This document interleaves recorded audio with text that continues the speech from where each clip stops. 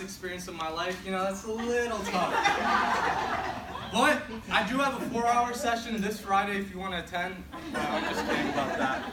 But let me get started and say that I had the privilege to work with Ann and Rhonda, amazing, amazing people in member services. But without further ado, let me introduce myself.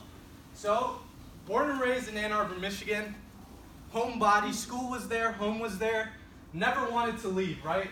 Applied to all these hospitals in Michigan. Nope, I'm not going anywhere. Nope.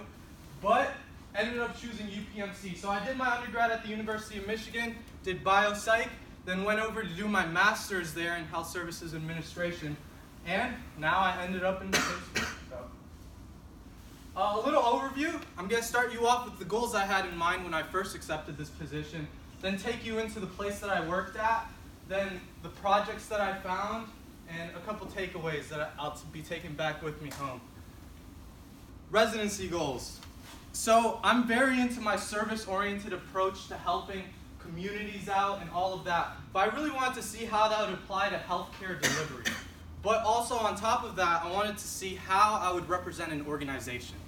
Most of the organizations that I was a part of, I was either president or I created it myself, but really just taking a brand and putting that on your shoulders and saying, I'm contributing something way bigger than me. That's a feeling that I've never experienced in my life before. So, knowing that I was coming to an insurance services division, I did want to gain an understanding of the products that we offer and how we offer them and to who we offer them. And lastly, I know this is a big, big goal. Some people don't try to make this goal, but I really want to implement something that would improve work processes. And I know the suspense is killing you right now. Did I accomplish all these goals? I'll just go ahead and foreshadow. Yes, I accomplished all of these goals. Yippee. Would you just look at this, please? Alrighty, so attention right here. Number 1 in member satisfaction for 3 consecutive years. That's like the Penguins winning 3 Stanley Cups in a row. So we get that feeling literally every single day when we walk into the call center and we're like, let's get to business, let's work. About member services though, there are 3 different locations. I got to visit every single one of them, and I got to work in every single one of them. But I primarily stayed at Steel Tower. This is Harbor Gardens over in North Shore, and the Erie location. Erie's amazing. Awesome lake. It's a great lake, so I had to bring out my Michigan. But there are 450 representatives in member services, and those 450 representatives, they go through a lot. I mean, just imagine having to handle complaints and questions all day long. But what blows my mind is when you're in that environment, it's the most positive environment in the world. Everyone's just so happy and warm, and you're like, wait, how does that stress not carry over? And it just blows my mind how everyone's just cool and collected. But you got to give them credit. They're amazing, amazing, 450. And let me just show you some numbers over here. These numbers are far above the industry average. Just going to show all of these in here, that's how we win our awards. We have numbers that blow your mind. But let me first paint a picture for you all. So I know we've all seen a beach before, right? So the call center was kind of like a beach for me. Sand everywhere, I didn't know where to sit, and being new, I didn't know. I wanted to make sure that I was coming and placing myself down in somewhere that's really, really good. And all I had was a handy-dandy metal detector walking around, beep, beep, beep, beep, beep, beep, beep, beep, beep. We found the Service Excellence Program.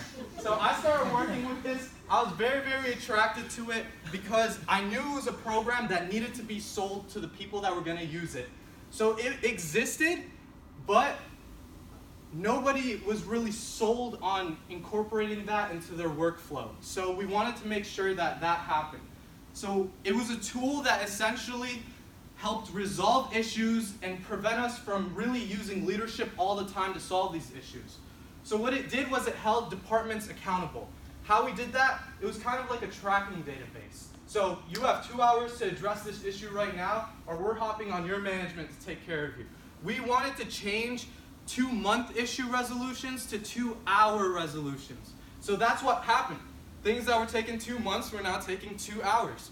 And it also empowered our representatives to make them feel like, hey, I do know how to provide good service. This is easier now. So what I did was I created a training. I really sat with a bunch of FCR representatives, first contact resolution representatives, which are the people using this program, and the team leads who also use this program. And I tried to get an understanding. What didn't go good in the first training? What didn't you understand?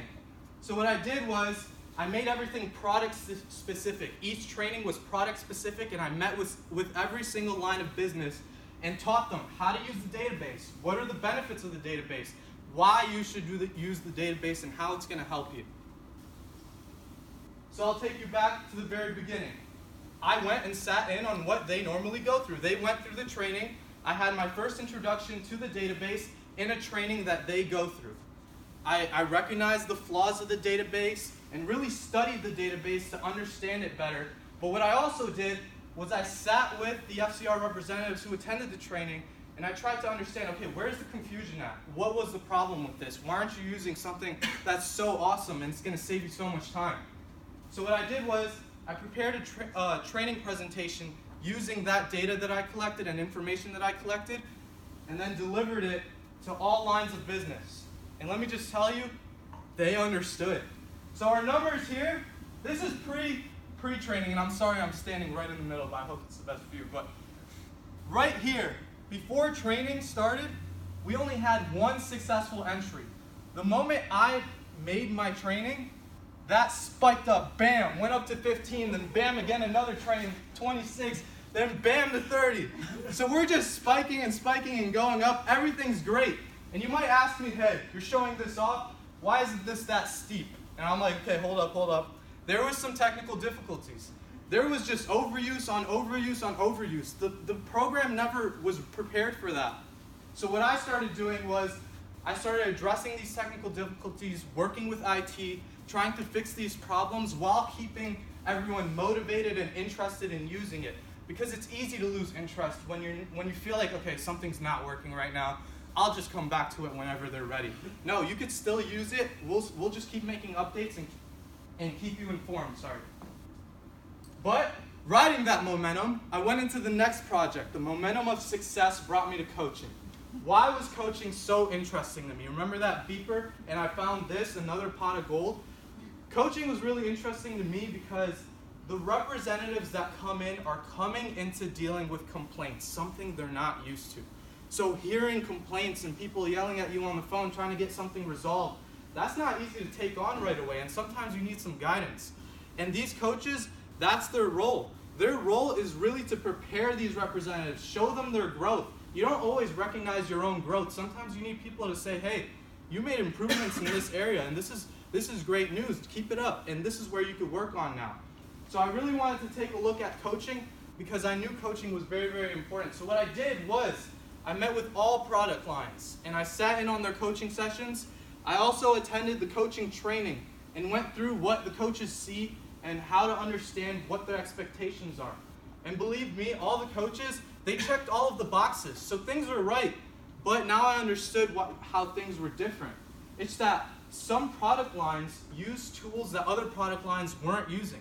So what I did was I gained those tools and made some new tools that they can use to organize their coaching sessions and become more effective, and distributed it across everyone. The Erie location, Harbor Gardens, and even in Steele. I also had a couple extra experiences. So when I first started, I started doing member surveys and transcribing those and listening to them. And to me, it was so cool and interesting. I don't know, I just love listening to surveys because it's nice to hear complaints but also compliments. So you get to see the best of both worlds.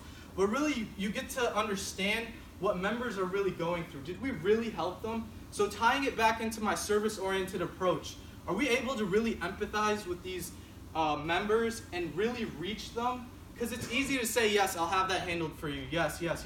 But sometimes they don't express everything until the survey. So I got to really listen to that, and I got to sit with FCR representatives and people that are taking calls and say, hey, you're doing great, and it's awesome, but empathy is huge, and I'm really curious to see how you're doing it in your work. So I got to also sit in and observe that a lot. But delivering encouraging emails to me was so rewarding. It was like a little selfish moment I had. It was like I got to send the positive comments that I pulled from the surveys, and I sent it to these representatives just to let them know, like, you're doing something good. Like, people are recognizing your help, and you're doing something that's worth it, keeping them motivated and interested. And the responses were always like, wow, I didn't know I was really helping people like that. So, and I can show you an example of some of those right here. Of course, I had to throw in a meme, so just to keep them laughing and interested, but also to really show them, hey, you were very efficient. It was delightful talking to you. Lastly, I developed an understanding of gaps in care, which is the preventive services that we offer. So when I was listening to some calls, they were like, hey, you have a mammogram due soon. You want me to help you schedule that? So that kind of opened my eyes and said, this is a great way for us to understand population health and understand different regions in Pittsburgh and kind of the services that they need or they're lacking. So I was really fascinated by gaps in care. Some takeaways. So, sadly, I am leaving Pittsburgh back to Ann Arbor, Michigan to finish up my master's, but I have to say that I really developed. This was a life-changing moment for me, and let me just say, moving from Ann Arbor and coming here all isolated and alone, and really finding a community with Pittsburgh and UPMC, that really, really empowered me, and it really changed me in my abilities to empathize, to lead initiatives that mattered to me. I felt super empowered by the culture that Member Services fostered because they gave me the opportunity to, okay, pick what you like and really make it better. And to tell someone, like, go ahead, lead a training for our staff members, and I'm just this new kid on the block, and of course they don't respect me, in my opinion, and then they did, and they were so receptive to me and all of that.